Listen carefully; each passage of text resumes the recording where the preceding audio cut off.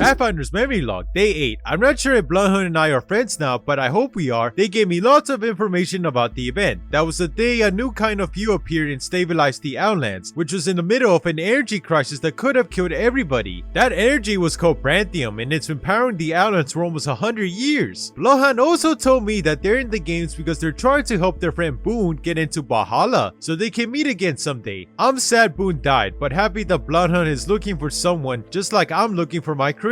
That makes me feel less alone. It's another shared experience like the one I had with Rafe. I don't know what the event of Branthium had to do with my creator, but Bloodhound thinks Loba Andrade might know. She has a crystal of Branthium, and looking at it might help me learn more about how the event affected the life of the Outlands and my creator. Maybe. Loba gave me the coordinates to her ship just like Bloodhound asked. She's very nice and is docked in Malta, a city in Samate. Hey, I used to work there. But when I was almost there, Loba sent me a message with new coordinates. This is exciting, like a treasure hunt, except it's a treasure hunt for a treasure hunter. The new coordinates led to an upscale part of town, which is a fancy way of saying expensive. There are 2 hills connected by a bridge that's all white and gold, with restaurants and shops built across it. I followed the coordinates to a restaurant with orange canopies, which is a fancy way of saying curtains. There are people talking and eating on white couches. It is very classy, which is a fancy way of saying intimidating. I see Loba. She's talking to somebody I don't know, but she smiles and waves when she sees me. She looks happy. I'm excited to be friends with her. Clue box, transmission clues, Chevrex, Lifeline's parents company, the future of the Outlands, all experiments to change the future. Dr. Amelia Paquette, Watson's grandmother, a geologist, died mysteriously. The event, a mysterious appearance of Branthium 75 years ago. Alekin, Gibraltar's grandfather. Iris, Project Iris, created in 2654. New clue, Branthium, the solution to the energy crisis. Self-motivation quote searching, one result found. What we see depends mainly on what we look for. John Lubbock. Hello, friend. It seems my next appointment is here. It's been lovely, but we had to continue this some other time. Whoa, hey robot, long time no see. Oh, hello, friend. I haven't met you before. My name is Pathfinder. What's yours? You kidding, robot? You're really gonna forget an amigo who saved your butt 2 blocks from here. It's Octane. Wow, I didn't recognize you, friend. Probably because I have never seen your face before. Did you lose your mask? Bloodhound didn't want to take off their mask, but it looks like it doesn't bother you. Hey, gotta let it breathe sometimes, no? And the legs didn't tip you off, amigo? Haha. Pathfinder's here to view an item from my personal collection, and I will hate to keep him waiting. Oh hells no, you ain't getting off that easy. Come on, I just need it for 1 day, you wouldn't even miss it. I don't know how many times I got to explain that I don't loan out my prized possession. I wouldn't part with this bracelet for every cent in your family coffers. You sure about that? Because there's a lot of sense in there, just saying. Excuse me friends, but what do you want Loba's bracelet for? For a 6 stun, amigo. No spoilers, but there's a go-kart, some angry bees, and probably a grenade or 5. Just don't tell Shay. All I need to do to pull it off is a teleporter. And what do you know? I got an amiga who has one. Hey, Hefa. Oh dear, that's not a nice thing to say.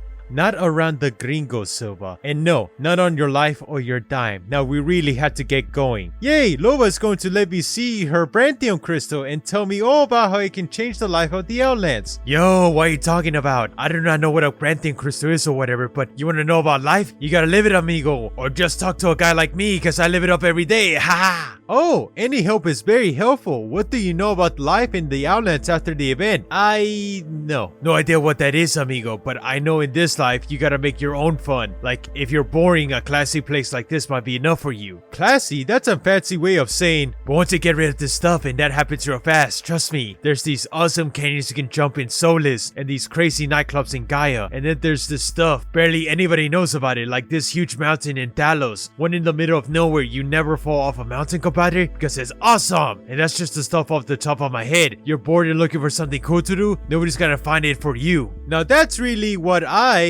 what, do you think everywhere in this private system it's all fun and games? I ask what sort of private life you lead, but I already know. Oh ho ho, spicy, eh, Hefa? You should be nicer to me if you want what you're looking for. What do you think is going on here? I would love to know. Me too, I'm very confused. Look, The robot wants to know about Brentium and all the good it's done. The Peck Foundations. Does that ring any bells, compadre? No, is it supposed to? You cannot be serious. You expect me to believe that the Silva Pharmaceuticals does not have its own finger in that particular pie, or that you do not know about it? You think I know what my old man's up to, me? Nah, fat chance. You really don't care. I keep thinking this persona of yours is an act, and you keep surprising me.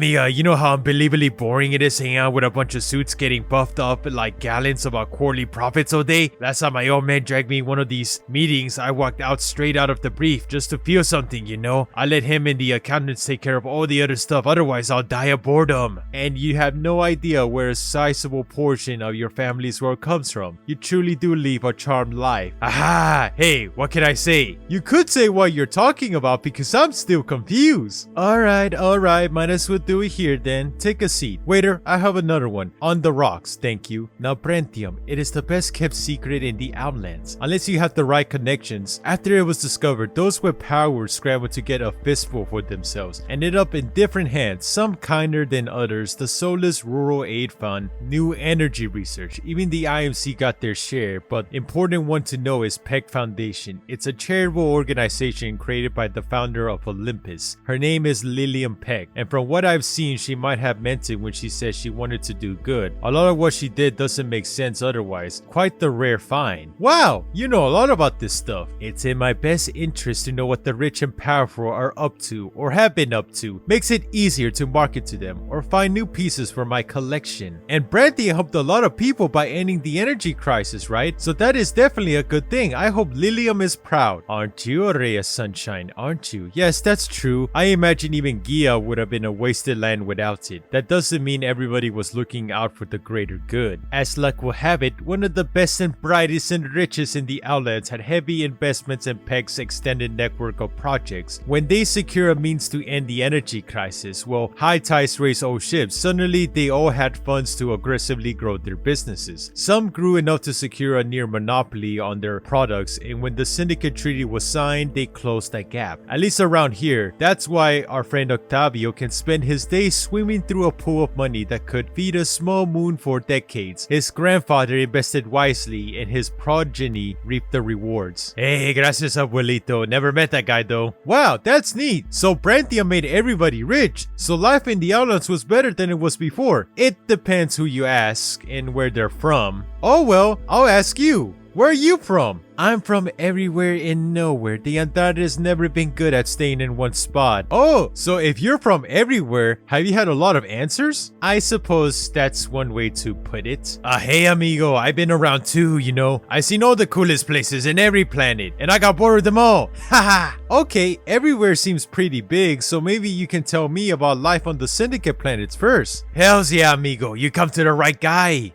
Tourist. Solus. Oh man, Solus is where all the best gauntlets are. Whole planet's a huge desert, so it's got a ton of free space. Speedruns, baseball, king of the Shrapple Hill, all the best stuff. Even the gauntlets where I blew up my legs off is there. There's some memories for you. Best part is they don't have a ton of rules, so you can party all night or blow up whatever. And if anybody has a problem with it, they gotta catch you first. Place is so crazy it even got Shade to let loose. I took her to Solus City one time and oh man, that place is nuts after dark. When I woke up the next morning, I burned off all my hair and she pieced out to go on tour with a punk band. I never been prouder of that chica. So yeah, a lot of big, empty, boring stuff out there, but you gotta use your imagination to find some fun, amigo. And maybe a blowtorch. Solus has always been the center of the Outlands. Sounds nice until you realize it's mostly dusty. It's right in the middle of the other planet, so it's a nice stopover when you're traveling. Unfortunately, that means that all people you meet here, chances are most of them aren't staying long. The ones who are there for the land, and there's plenty of it in the desert. Plenty of places to hide unseemly secrets too. This was the first place the Outlands where the IMC set up shop. In the last place they left, their old sins have always risen to the surface. Your friend Rafe knows all about that, so do a few others. They say Solus was hit hard by the energy crisis. It was one city which got all its fuel reserves and everybody in the wastelands was left to fend for themselves. Brentium came just in time, otherwise I imagine Solus would have been more barren than it already is. Once it recovered, survival wasn't quite as difficult, so the people there started thinking about luxuries, or their version of luxuries. These days, it's the place to be if you want to see the Apex games. the whole city has become an Apex theme park. It's charming in an unrefined sort of way, but there's a place in my heart for it. Their laws are lax. I can comfortably do business out in the open. I love relaxing on a bench in Union Square and watching the pickpockets in the summer. It's a lovely place once you get over the blazing days and frigid nights. Planet Talos. Now this is where you want to go to get in touch with nature, if you know what I mean, amigo. Okay, guess not. Well, I don't mean picking flowers, that's for sure. I mean snowboarding down a huge mountain that nobody set foot for in 10 years and getting chased down the slopes by a giant avalanche, or diving headfirst into a geyser so you shoot out like a bottle rocket, or surfing down a river going off a waterfall and base jumping over lava fields and maybe breaking your arm in a few places where you hit the rocks, or surfing down the river going off a waterfall and base jumping over lava fields and maybe breaking your arm in a few places where you hit the rocks. It's just you and all the sickest grades Mother Nature has to offer. Reception sucks though. I did a sweet double backflip off a cliff into a pool surrounded by prowlers and my feet got cut off right after I did the first flip. Sucked big time, and if you go with somebody who likes nature too much, you're gonna spend a lot of bird watching and looking at rocks or something. Watch yourself, amigo. I'll admit, I don't know Talos very well. It's unstable because of all the volcanoes. Some are dormant, but those spots have been claimed by wild animals that would rather not be disturbed, and since my work involves a lot of crowd work, there isn't much for me on Talos. I have heard of some of my business partners who mysteriously went missing there, but you don't need to know about that. There are only a few places where humans are welcome. Rusting resorts where the elite from Samate and Gaia go when they're sick of other billionaires, and some quiet little town off in the woods. Honestly, I didn't even know about those until I met Bloodhound. I always assumed the place was abandoned. Oh, and I can't forget about our friend at Hammond. They have their own crew to help them pillage the planet for all it's worth. I do wonder how many of them get dragged off by hungry prowlers in the night. I have heard that Talos wasn't different before Brantium. Either aside from the gaudy IMC plant, people like that always think they can put a collar on nature until it sinks its teeth into them. I can't say if much has changed for the people living there, but if all they want is to not be bothered by other people, they're getting just what they asked for. Planet Gia. Okay, I take the last part back. This is where you gotta watch yourself. It's like these guys saw how many rules Solis doesn't have and thought they'll better make up the difference. It's rules town around there. You can't jaywalk or stim up during lunch or bungee jump off the weird angel statue without the policia getting in your face. Only place that the Octane ever had to stop at. The station, if you know what I mean. But it's not all bad. A lot of people there who think just like old Octavio. You know, they just go underground, literally. The place has some wild gauntlets and even wilder nightclubs. Sometimes it's harder to tell which is which. Pretty sure I ended up in a cage match in the middle of a rave attached to a pizza joint, so you know, you just gotta know where to look. I also don't make a point to visit Gia often. Too many cameras and police. I'm not one to turn down a challenge, but you can only be stopped, questioned, and pointlessly pursued so many times before it loses its luster. What good is a chase if there's no passion in it? Thankfully, that's mostly Suotamo, one of the largest cities in the Outlands, so some heavy-handed crowd control is not unexpected. They took a few too many cues from Angel City out in the frontier, so I've heard. Still, the rest of Gia is much worse. It's dull, farms as far as the eye can see, enough to feed the entire system, with a few cities in between until they find some old buried treasure from lost civilization in those fields. I'm not interested. The place has hit hardest by the energy crisis. Without a way to power their farm equipment, crops are rooting in the fields. They say when the rolling blackout started, it was pure chaos. I'm sure that's why their leaders are so tyrannical now. They have an even bigger population these days, and though as those fields are, they might as well be growing gold. The powers that be have a lot to lose, but they can keep it all as long as they keep control. Planet Boris. Where did you hear that one, compadre? That's not a thing.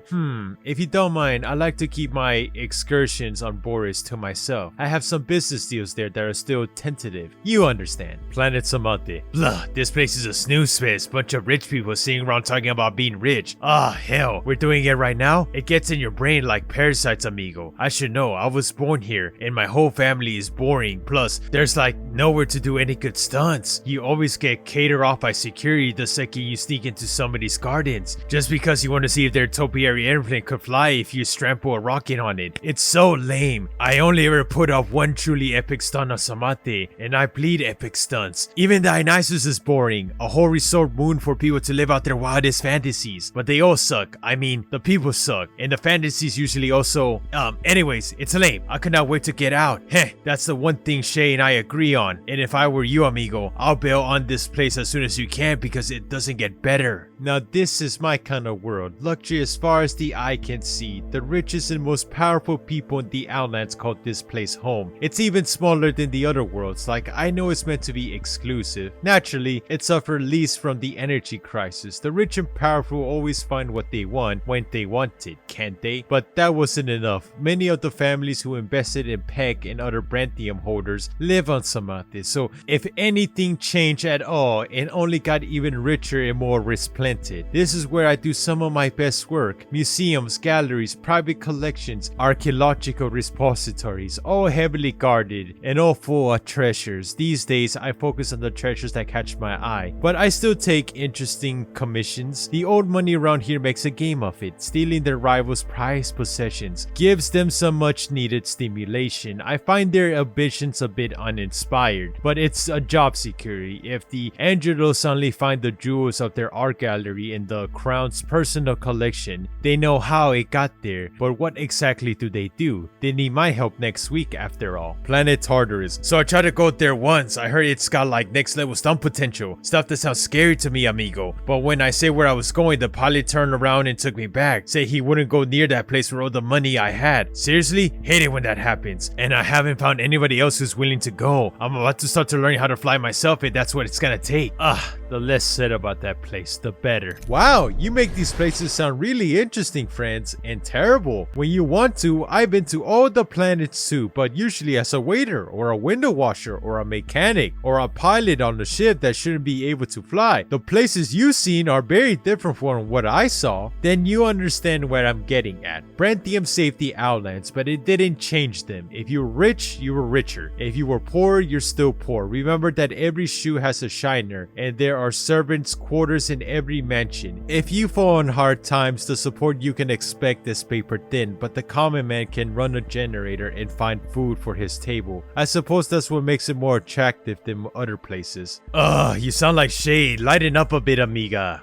Maybe you should listen to that girl once in a while. You'll have some more brains and a few more legs now, and at least one friend. What? Hey, Shade's my hermana. Just cause we fight doesn't mean she doesn't like me. Then she's a saint. Keep at it and all soon you'll have are those fans of yours slavering for pocket change. Hey, that's not fair, amiga. You don't mess with a man's pride like that. I'm not famous cause I'm rich. I'm famous cause I'm awesome. Hey, I'm famous too because of the Apex games, which we're all in. Does that mean we're all awesome? Hey, you're okay, but amigo, I was famous way before I joined the games. Heck, I was famous before I blew my legs off. I love the rush and so do my fans. They don't care who I am, they care what I do, which amiga, this is why I really need that brace. Oh neat, what kind of stunts did you used to do, friend? I hope not all of them involve grenades. That sounds like it would hurt. Oh man, you gotta subscribe to my feed, compadre. I've done everything. I've been at it since I was like 5 and broke my collarbone jumping off a railing. Shots of foyer. Didn't see much of that babysitter after that. Haha. My parents' house, big and fancy and mostly boring place, has some tremendous rooms, and they could give up one of my whole little lives to put in some springboards and half pipes. Are you mispronouncing Chate? Nah. All that sounds very dangerous, which makes it cool. So that made you decide to become famous? I didn't think about that hard. It just kinda happened one day. The day I crashed my old man's wedding. Haha. I know that expression, but it sounds like you don't mean it as an expression. You're right about that, compadre. Remember that one epic stunt I talked about a minute ago? Yeah, that's right. You're about to hear the origin story of High Octane Octavio. So I was about 10 or something like that, and my old man had dropped a fat stack of cash on this wedding for his wife number 4. You'd think he'll be sick of it by then and all that fancy crap standing around in a tux.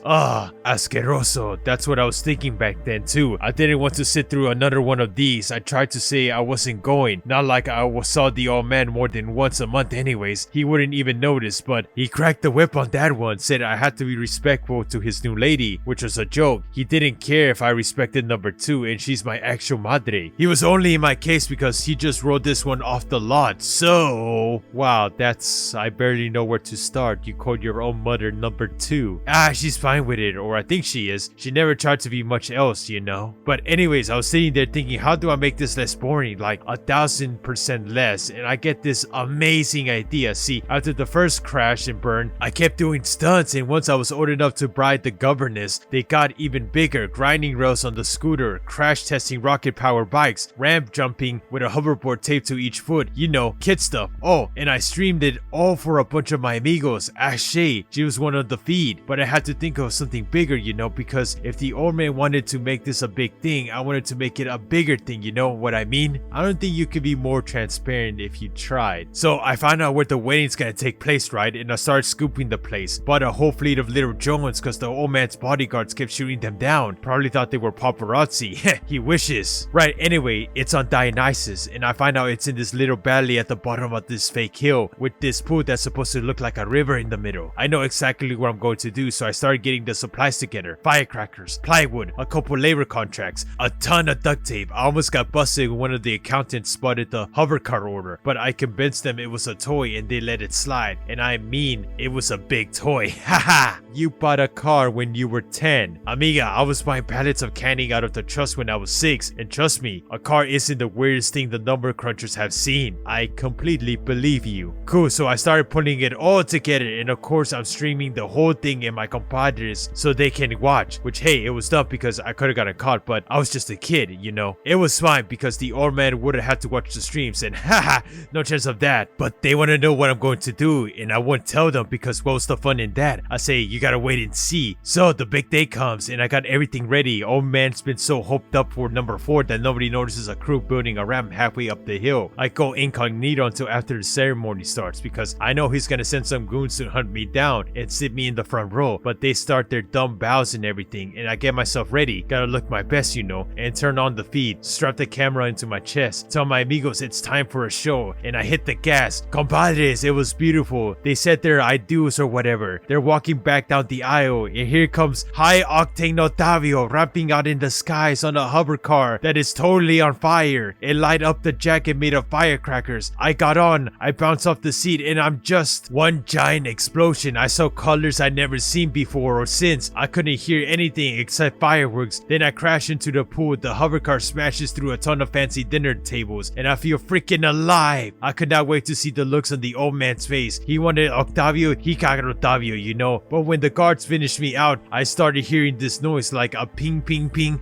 That was just my ears ringing, but then I checked the feed. The camera kind of survived, at least enough for that, and there were like 100,000 people watching, amigo. They all saw the stun and they were going crazy. They loved it. I was so busy going through all the comments that I went through the guards finally right carried me off. I haven't seen the old man at all, but didn't need to. I had thousands of fans now, and they all love exactly what I love. I don't really care what he thinks, and hey, I never had to go to one of those weddings since, and that's how I got my first following, amigos. That was the day High Octane Octavio was born, which just means I had to go even bigger next time. Wow, that sounds incredibly dangerous, and also destructive, and also fun. Hey, the best things are made of that, amigo. I feel like I know what makes you tick now, Silva, though you never did much to hide it. Hey, I live out loud, Heffa. Can't throw the brakes on this Octane. So you have said, and with that, I think we're done here. It's getting late. Pathfinder, do you still want to see the crystal, or has his story lesson been enough for you? Oh yes, his history lesson has been good, and I think the crystal will also be good, but shouldn't you tell a story first? What are you talking about? Oh well, all my friends have told me stories so far. It's been nice, because it means I get to know them better. Octane just told one. Don't you want to? I think not. A lady never reveals her secrets. Oh, it doesn't have to be a secret. I mean, Mirage told me some things that are probably secrets, and when Bangalore cried, she said I had to keep it a secret, but you can tell whatever story you want. I'm sorry, Bangalore cried. Hey, don't push her, robot. She doesn't want to admit she's not as special and mysterious as she wants everybody to think. She probably just tell a story about eating ice cream in her pajamas with her pet wolf or whatever. You got quite the math on you, Silva. Fine, if you want one so bad, I have a story that will make my point very well. Hey, Pathfinder, you're welcome, compadre. The Princess and the Pauper. Once upon a time, there was a poor man who wished to be rich. All poor men do, but this man yearned for it so dearly that it made his heart ache. The universe had decided what he was from the moment of his birth, when he passed from the arms of a neglectful family into the streets. But he knew he was much more. He just needed to prove it. He started small, scraping by on the pennies and snatched wallets, so he learned there was an art to take. If all he did was grab handbags and disappeared into the gutter, that's all he would ever do. It took finesse to slip the watch off a man's wrist while laughing at one of his jokes, and charm to obscure with a woman's necklace unnoticed. It was better education education in psychology than these universities in Geon about they could ever hope to give, but even those were petty alleyway tricks. As he got better at reading his marks and the stakes grew bigger, his work moved off the streets and he had to blend in with a glossier crowd. He had to look like them, talk like them, think like them. Of course, he didn't mind since all he ever wanted was to be like them. Hilariously enough, sneaking into one party meant being seen by the organizers of another, and as soon he was being invited to steal whatever he wanted. He was smart, only thieving occasionally to keep from arousing suspicion, but occasionally was plenty. By the time the man was 20, he was a common sight in both the parties and the fabulously wealthy and the pawn shops of ill repute across the islands. He only had meager savings. You have to spend money to make money after all, but he knew that soon the life he dreamed of will be his. However, one thing, things change as they do. He slipped into a party at the estates of a home goods magnate, intent on leaving with a small but majestic bird statue made of gold. But it was a centerpiece of the event and too heavily guarded.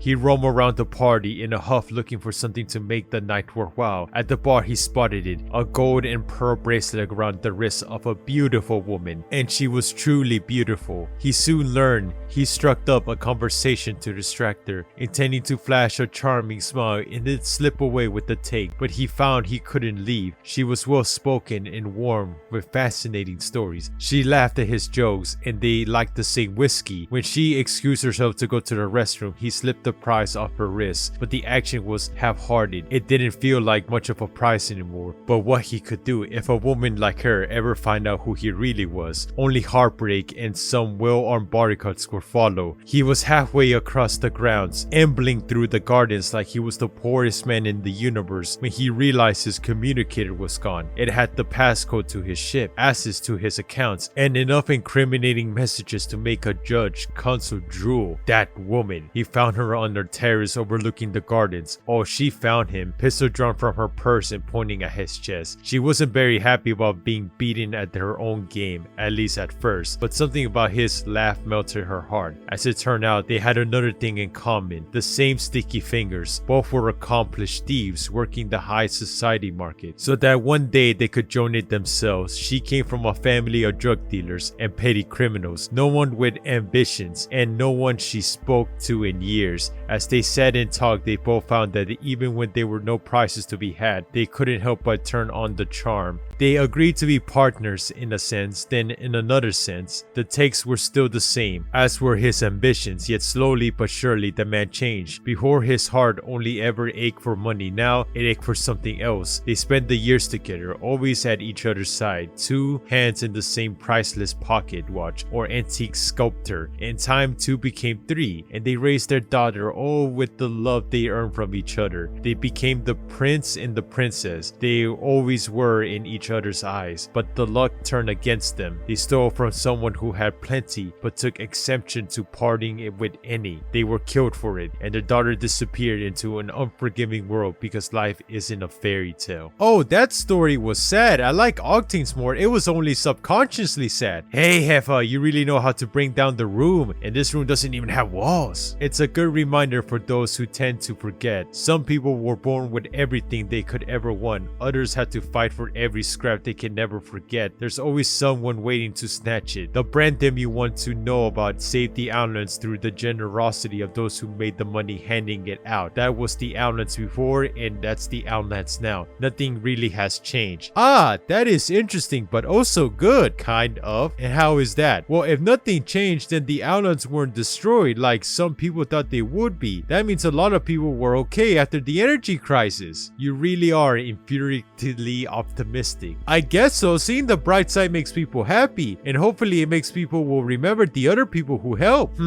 Well, do thank them if you find out who they are. Those who sold it off were forthcoming with how they came up on it. That's a question without an answer, as hard as anybody looks. Oh, that's right. Bloodhound says no one knows how Branthium got to the planets. Does that mean you don't know either? Ha! Well, I may be exceptional in many ways, but even I have limits. There are information brokers who might know what what you're looking for, but they tend to be type lip. Oh, I like Crypto. He barely talks at all. I wonder if he knows. I should ask him. Can I take the Branthium crystal to him? You may take a photo of the Branthium crystal if you like. Like I said, I don't loan out my most prized possession. Hey, speaking of Hefa, Silva, that's one thing you will never understand. Even with all the riches in the world, you can't buy something priceless. Priceless like friends in the high places? Hehe. Priceless like friends. Like all the friends that Branthium helped. So even if people made money on it, it can't be all bad, right? You're sweet. You know, I'm not usually fond of robots, but you may have certain charm. Thank you, you're very charming too. And flattery would get you anywhere. Now, would you like to see the crystal or would you like to close down the bar? Oh, I probably should do that. I had a bartending job once and it didn't go well. That's why Mirage won't let me work at his. In a shark with two, shall we? Silva, do feel free to come along to see the collection. Then you'll know who you're really bargaining with. Data points received.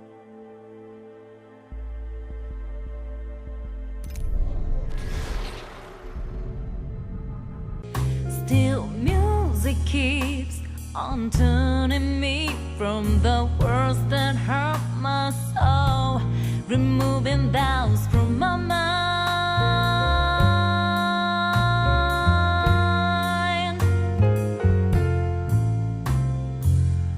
Those long days passing by from the door, like late summer days slowly fade away, finding ways through the favorite tune played all day with my